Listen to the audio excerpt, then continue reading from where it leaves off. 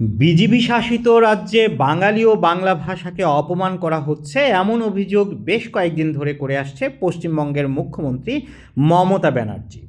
এর মধ্যে ভারতের স্বরাষ্ট্র মন্ত্রণালয়ের অধীনে থাকা দিল্লি পুলিশের একটি চিঠি নিয়ে পশ্চিমবঙ্গের রাজনীতি সরগরম হয়ে উঠেছে। ভারতীয় সংবাদ মাধ্যমের প্রতিবেদন অনুযায়ী বঙ্গভবনে পাঠানো দিল্লি পুলিশের একটি চিঠিকে হাতিয়ার করে আবারও সরব হয়েছে রাজ্যের শাসক দল, বিরোধী দল সহ একাধিক শিল্পী, সমাজকর্মী, সাহিত্যিক। দিল্লি পুলিশের পক্ষ থেকে চিঠিটি পাঠানো হয়েছে বঙ্গভবনের অফিসার ইনচার্জকে। দিল্লি পুলিশের পাঠানো চিঠিতে লেখা আছে, নয়াদিল্লির লোধা কলোনিতে 8 জনকে আটক করেছে পুলিশ। তাদের কাছ থেকে পাওয়া পরিচয়পত্র, জন্ম সার্টিফিকেট, ব্যাংকের বেশ কিছু নথিতে বাংলাদেশি ভাষায় লেখা আছে। বঙ্গভবনের কাছে বাংলাদেশি ভাষার জন্য দক্ষ ট্রান্সলেটর, ইন্টারপ্রেটার চাওয়া হয়েছে। এখানেই আপত্তি করেছেন রাজ্যের রাজনৈতিক দল সহ শিল্পী ও সমাজকর্মীরা।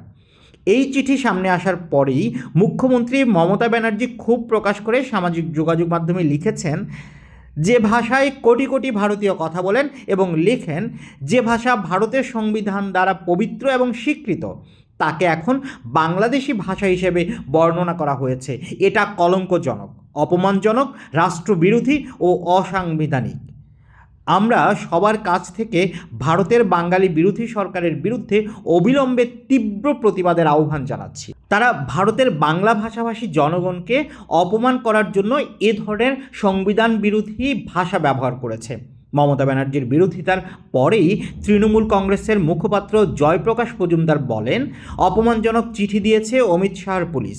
এই চিঠি মোদী সরকারের মনোবিজ্ঞান ও মনোভাব প্রকাশ করে। আমরা এই চিঠির তীব্র প্রতিবাদ জানাচ্ছি। সিপিআইএম সাবেক সংসদ সদস্য তথা রাজ্য কমিটির সম্পাদক মোহাম্মদ সেলিম বলেন, অপদার্থ নিরক্ষর দিল্লি পুলিশ। সংবিধানের 8ম তফসিলে বাংলা ভাষার কথা লেখা আছে। এটা সংবিধানের শুরু থেকেই আছে। আমাদের দেশের জাতীয় সঙ্গীত, জাতীয় গান দুটোই রবীন্দ্রনাথ ঠাকুর এবং বঙ্কিমচন্দ্র বাংলায় লিখেছেন। মোহাম্মদ সেলিম আরও বলেন, হিন্দি ভাষার পর সবচেয়ে যে ভাষায় মানুষ বেশি কথা বলে তা হচ্ছে বাংলা। আমাদের দেশে দ্বিতীয় বৃহত্তম ভাষা হচ্ছে বাংলা।